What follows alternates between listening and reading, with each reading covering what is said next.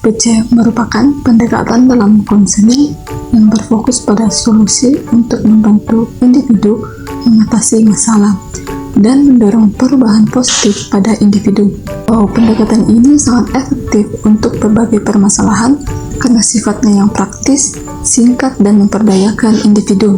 Adapun masalah yang telah kami identifikasi yang dapat ditangani dengan pendekatan SFBC yaitu mengenai rendahnya kepercayaan diri.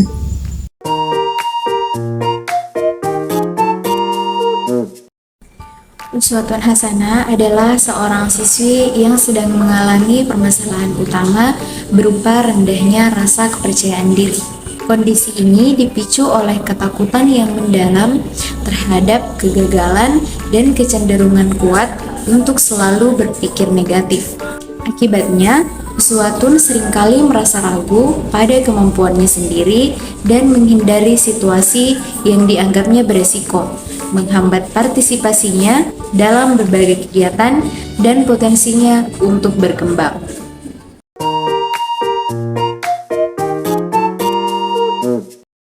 Masalah kurangnya percaya diri merupakan salah satu permasalahan psikologis yang umum yang dialami oleh siswa, khususnya pada kalangan remaja dan pelajar. Rasa tidak percaya diri akan berdampak serius terhadap berbagai aspek kehidupan, seperti penurunan prestasi akademik, kesulitan dalam membangun relasi dan sosial, serta terhambatnya perkembangan potensi diri. Dalam bimbingan dan konseling, ada suatu teknik, yaitu teknik SFBC, yang menawarkan pendekatan yang lebih efektif dan efisien dalam membantu siswa mengatasi masalah seperti ini. Berbeda dengan pendekatan tradisional yang menurunkan agar permasalahan SFBC berfokus pada pencarian solusi dan menambahkan atau memanfaatkan kekuatan sumber daya dan pengalaman positif yang dimiliki oleh klien. Sekecil apapun, konselor berperan sebagai fasilitator yang mendorong klien untuk mengenali keberhasilan masa lalu dan memproyeksikan masa depan yang lebih baik melalui pertanyaan-pertanyaan eksploratif seperti, apa yang sudah kamu lakukan untuk membuatmu merasa percaya diri walaupun itu sedikit. Dengan membangun kesadaran diri, keberhasilan sekecil apapun itu akan dapat merumuskan tujuan dan spesifik, terukur dan realistis.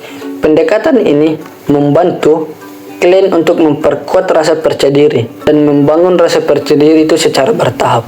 Teknik SFBC juga menenangkan bahwa harapan dan keyakinan bahwa perubahan itu mungkin terjadi, sehingga siswa menjadi lebih termotivasi untuk bertindak dan membangun rasa kepercayaan diri agar kepercayaan diri itu semakin meningkat dan melalui langkah-langkah yang nyata dalam kehidupan sehari-harinya.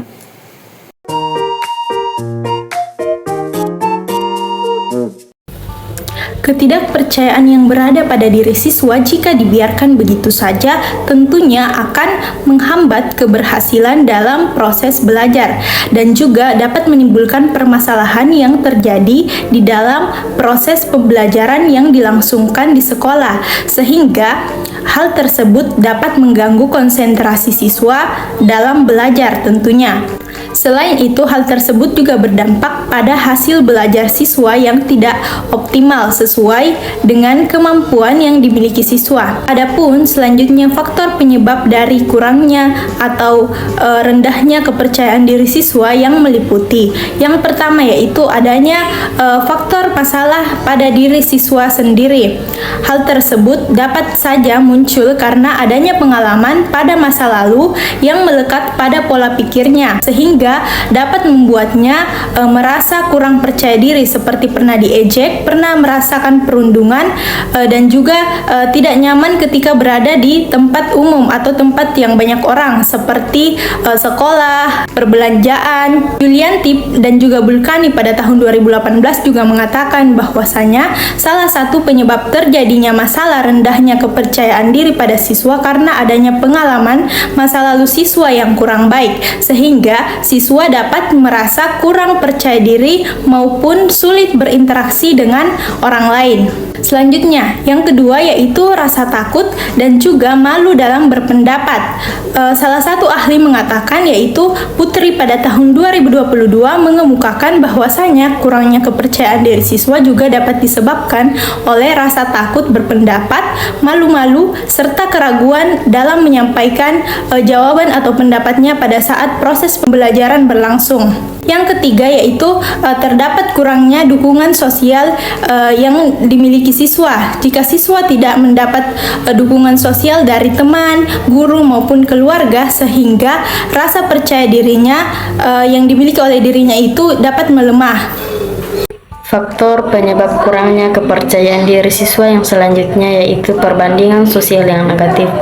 Siswa yang sering membandingkan dirinya dengan teman-teman yang dianggap lebih pintar, lebih aktif, dapat mengalami penurunan rasa percaya diri. Ketika siswa merasa tidak mampu menyamai pencapaian orang lain, hal ini dapat menimbulkan perasaan rendah diri dan meragukan kemampuan dirinya sendiri. Kemudian yang selanjutnya, pola asuh yang otoriter atau tidak mendukung. Pola asuh orang tua yang terlalu menuntut atau tidak memberikan dukungan emosional juga dapat mempengaruhi tingkat kepercayaan diri siswa. Anak yang dibesarkan dengan pola asuh yang kaku, penuh kritik, dan minim pujian cenderung memiliki rasa percaya diri yang rendah karena merasa tidak pernah cukup baik hati. Hal ini diperkuat oleh penelitian oleh Baumright yang menyatakan bahwa pola asuh otoriter berkontribusi terhadap munculnya sikap penakut, tertutup, dan kurang percaya diri pada anak. Yang selanjutnya, kurangnya kesempatan untuk mengekspresikan diri. Ketika siswa jarang diberi ruang atau kesempatan untuk berbicara, berpendapat, atau menunjukkan kemampuannya, mereka cenderung tidak terbiasa mengekspresikan diri. Hal ini bisa membuat siswa merasa tidak yakin atau takut ketika akhirnya harus tampil di depan orang lain, baik itu di dalam lingkungan sekolah maupun di luar lingkungan sekolah. Karena lingkungan yang belajar yang tidak mendukung partisipasi aktif siswa dapat memperburuk situasi ini.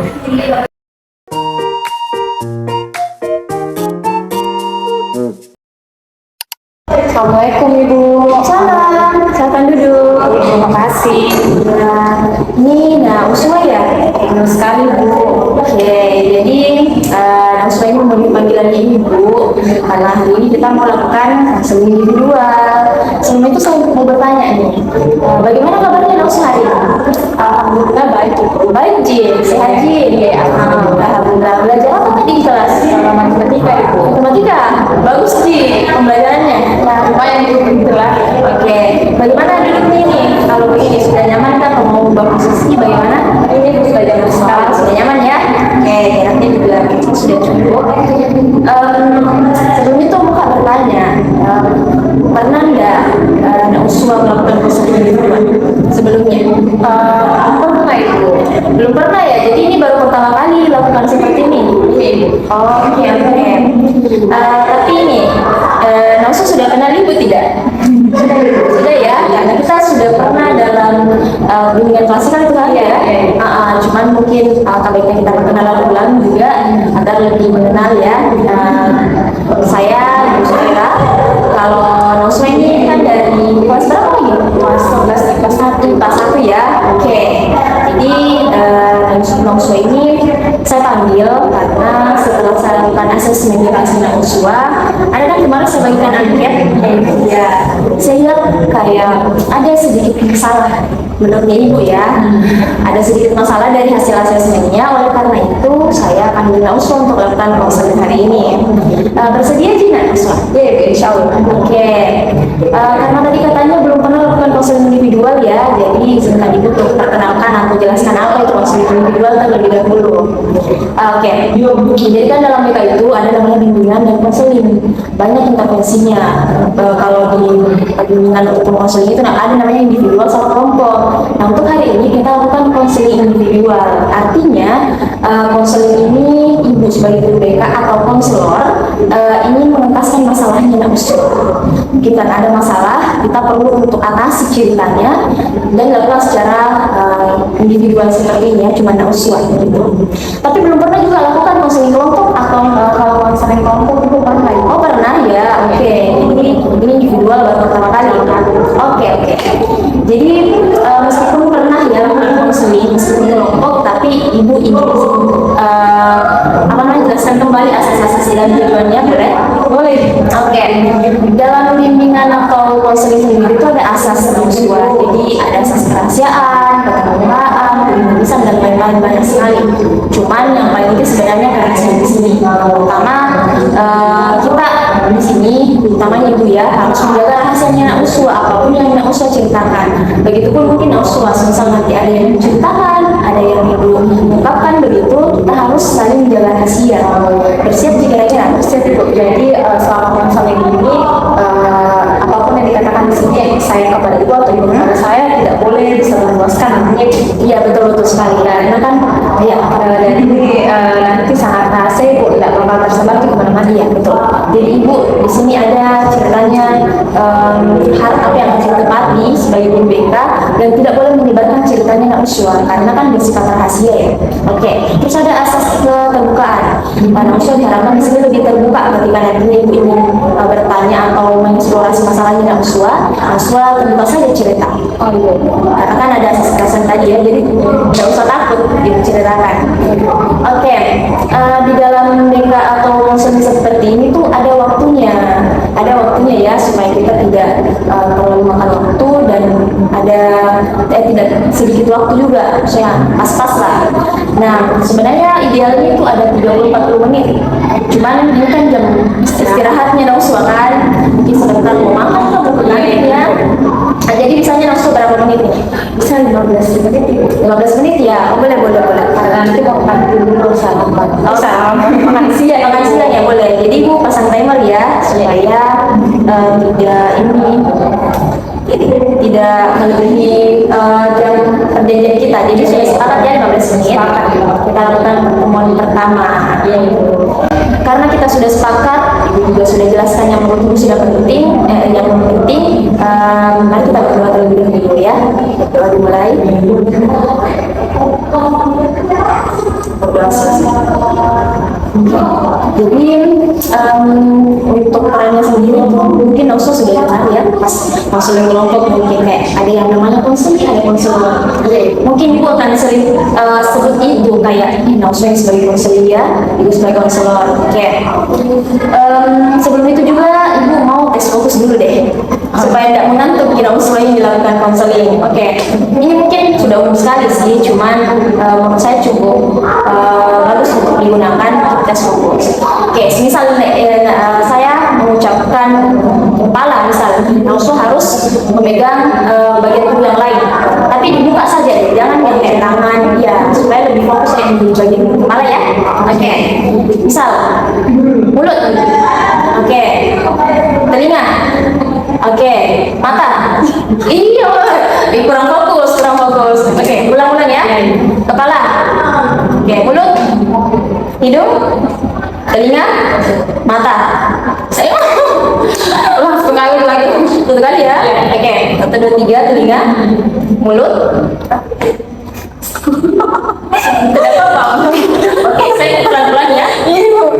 Oke, kepala, mulut, mata, telinga.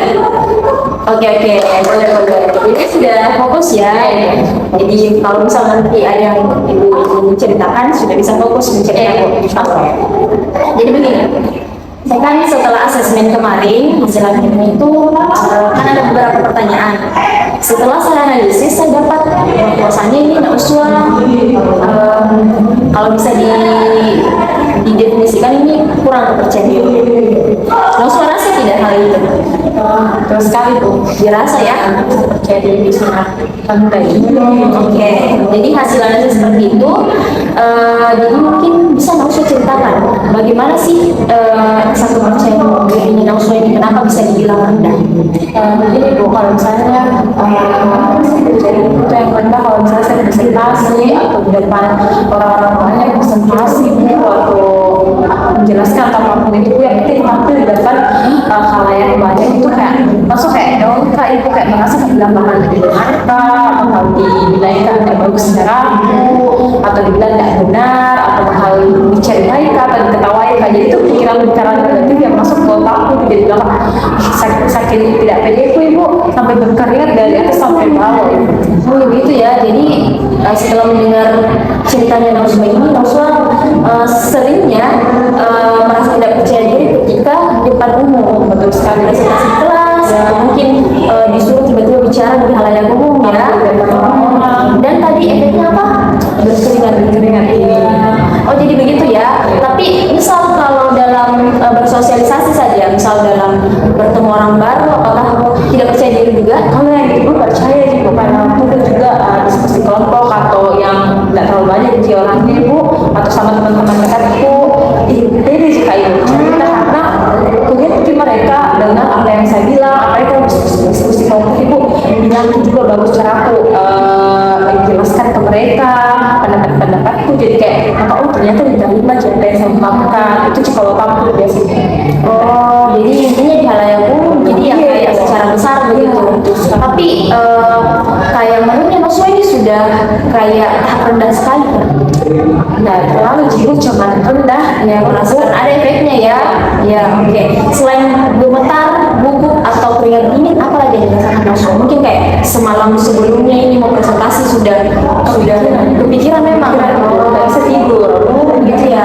Oke, jadi setelah saya dengar ceritanya Nauswa dan berdasarkan hasil jawabannya memang kemarin itu menunjukkan bahwasanya Nauswa ini rendah kepercayaan dirinya. Dan setelah saya dengar lebih lanjut lagi, ternyata utamanya ketika di depan umum ya. Oke, jadi saya ini ingin bertanya beberapa pertanyaan. Ini termasuk dalam tekniknya kami. Yang pertama itu saya ingin bertanya, alangkah baiknya Nauswa tutup mata. Saya ingin bayangkan Nauswa besok ketika terbangun terjadi sebuah keajaiban. Ternyata besok Nauswa ini sangat percaya diri, misalnya sudah misal disuruh maju ke depan, sudah tidak ada lagi rasa-rasa yang gugup, khawatir atau keringat dingin itu, dan sudah sangat percaya diri. Coba bagaimana perasaannya Nauswa pada saat itu? Apa yang berbeda? Coba Setelah tadi saya membayangkan ya dan nggak jelaskan, rasanya lega, relax, dan kayak bilang ini jangan nanti dan bakal didengar kayak lebih leluasa untuk mengungkapkan apa yang akan saya jelaskan. Oke, jadi lebih ini ya, kayak tidak ada lagi ketakutan, tidak gugup lagi kalau misal pembayangannya tadi Nauswa ini. Betul sekali. Oke, tidak gugup lagi ya.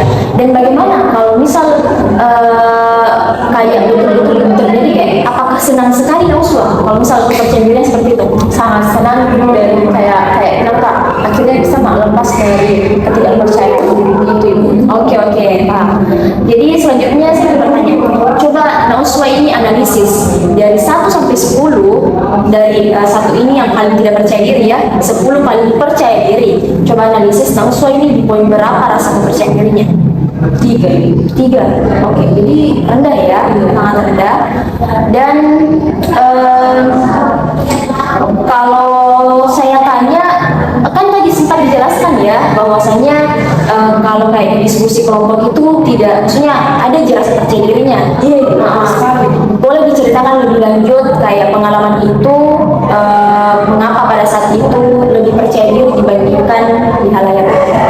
Karena pada saat itu pas diskusi kelompok, mungkin karena mereka juga orang-orang yang high kalau misalnya ada yang dijelaskan, terus mereka juga menerima apa yang dilakukan teman-teman yang lain, terus mereka juga sangat mendorong bahwa bisa pasti bisa, terus mereka juga kasihkan satu persatu untuk menjelaskan. Jadi mungkin itu kepedeanku ibu, karena sangat disupport mereka yang diskusi kelompok. Mereka juga kelompok itu rata-rata memang saling support, karena memang mereka tuh pikirannya mungkin jangan satu saja yang beda begitu bagus, kalau semua jadi suka bicara bukan Oke, jadi dapat disimpulkan bahwasanya Nauswa ini ada ya pengalaman yang maksudnya dia lebih percaya diri dan tinggi kepercayaan dirinya. Tapi apa ada tidak pengalaman selain itu? Mungkin kayak selain di diskusi kelompok, ada nggak kayak perasaan bisa lebih percaya diri di situasi ini?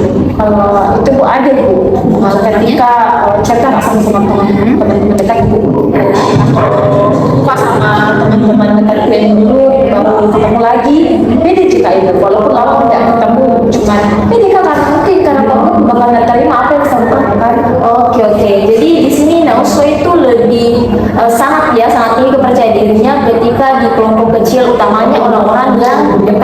Nauswa. Oke, tapi karena saya senang mendengarkan hal itu, saya ingin lebih fokus kepada ketidakpercayaan dirinya Nauswa pas di depan umum.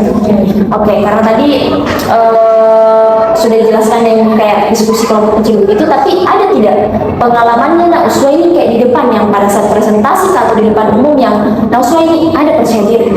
Ada Ibu. Kalau misalnya kalau misalnya presentasinya itu presentasi kelompok. Kayak maksudnya banyak orang tapi tetap presentasi, cuman dalam kelompok ceritanya. Oh, jadi pernah ya Ibu? Itu juga pada saat itu karena mungkin karena kata ada juga teman, ada sama-sama kak menjelaskan, ada juga bantu kak kalau misalnya ada salah kata atau salah apa begitu. Oh, oke. Tapi kalau di dalam kelas yang mungkin kayak sedikit iya, enggak agak rendah job kesehatan. Oh, oke.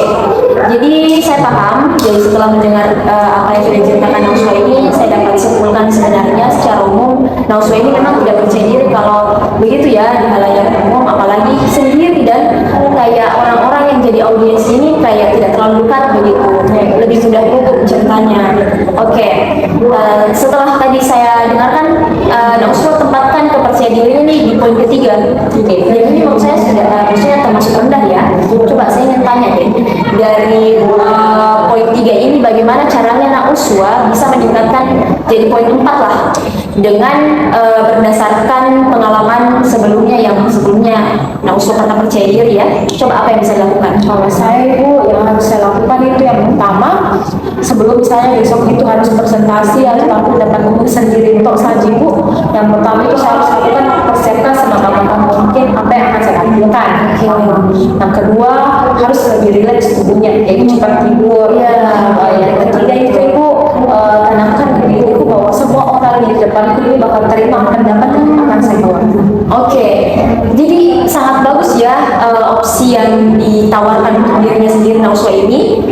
Ada 3 poin penting yang telah saya dengar tadi, dan menurut saya ini sudah sangat bagus. Cuman saya ingin tambahkan mungkin ya, selain kayak menganggap audiens ini akan menerima semuanya, menurut saya kayak kita tidak usah terlalu peduli akan apa yang dikatakan audiens nanti. Misal tidak sesuai harapan kita ya, yang berkatanya kayak itu di luar kontrolnya kita. Jadi kita lakukan saja yang terbaik kita, seperti yang tadi ya, dirinya lebih rileks lagi ya, dan mungkin persiapkan jadwalnya agar lebih teratur begitu. Dan apakah Nauswa bisa menerapkan itu untuk kedepannya ketika mau presentasi misal? Insya Allah, karena merasa juga lebih bagus kalau persiapkan itu Ibu, supaya juga semakin bagus kita itu di depan orang, dan bagus kita nilai. Oke, jadi Nauswa ada ya kayak keinginannya untuk menerapkan apa yang sudah dijelaskan tadi. Dan saya ingin tanya, apa sih harapannya Nauswa ke depannya setelah mungkin mau mencoba menerapkan langkah-langkahnya tadi? Harapanku Ibu yang pertama itu tingkat kepercayaan diriku makin meningkat, terus nilaiku semakin meningkat karena juga sudah PDK ya. Terus yang ketiga itu Ibu jangan pedulikan orang-orang Betul sekali, betul sekali Pak Tampil. Saya sangat senang ya mendengarkan perkataan Nauswa ini, berarti ada keinginan besar dari dalam dirinya untuk berubah dan meningkatkan rasa kepercayaan diri. Oke, saya sangat bangga, dan karena ini sudah sisa 3 menit lagi ya.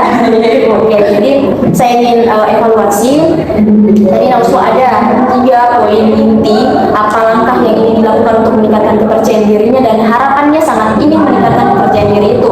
Dan untuk evaluasi atau tindak lanjutnya mungkin kita bisa bertemu di pertemuan selanjutnya, bisa kira-kira? Bisa. Oke, bisa. Tapi saya ingin bertanya deh, mungkin kalau di minggu depan saya bertanya sudah tingkat keberapa kepercayaan dirinya Nauswa ini, harapannya sudah di tingkat keberapa dari 1 sampai 10? harapanku Ibu 6. Sudah 6 ya. Jadi 3 tingkat lebih tinggi dari yang hari ini.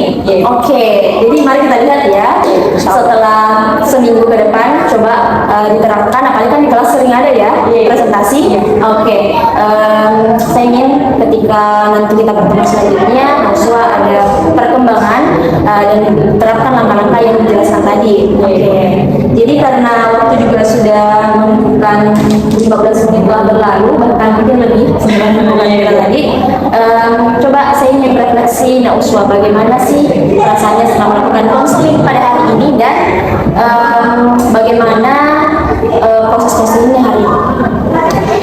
Proses konselingnya untuk hari ini Bu, saya sangat lega dan senang melakukan semua apa yang saya rasakan selama ini tentang kepercayaan diri saya dan bersemangat untuk meningkatkan kepercayaan diri saya. Oke, kalau proses konselingnya kayak bagaimana Kakak? Memang termotivasi untuk berubah? Sangat Ibu, sangat termotivasi dan berkat Ibu kayak ada di pikiranku sekarang harapanku bahwa ternyata pasti bisa aja. Oke, bersyukur ya Alhamdulillah karena ada perubahan dari pikiran dan rasanya Nuswa. Saya senang. Oleh karena itu, karena sudah ada refleksi juga, mungkin kita tutup kegiatan ini berdoa kembali ya. Lebih berkah ceritanya. Berdoa dimulai. Jadi kita jadwalkan untuk pertemuan selanjutnya di hari yang sama dan jam yang sama bisa ya Insya Allah ya. Jadi nanti langsung saya datang ke ruangan Ibu ya, kita lakukan pertemuan kedua. Oke. Jadi karena sudah selesai, sudah ada peningkatan kemauannya juga, mungkin kita akhiri kegiatan konseling kita pada hari ini. Saya ucapkan terima kasih karena atas kesediaannya dan kesediaannya langsung ini datang, Ibu bisa memberikan konseling. Saya ucapkan terima kasih. Assalamualaikum warahmatullahi wabarakatuh. Ibu saya juga terima kasih Bu.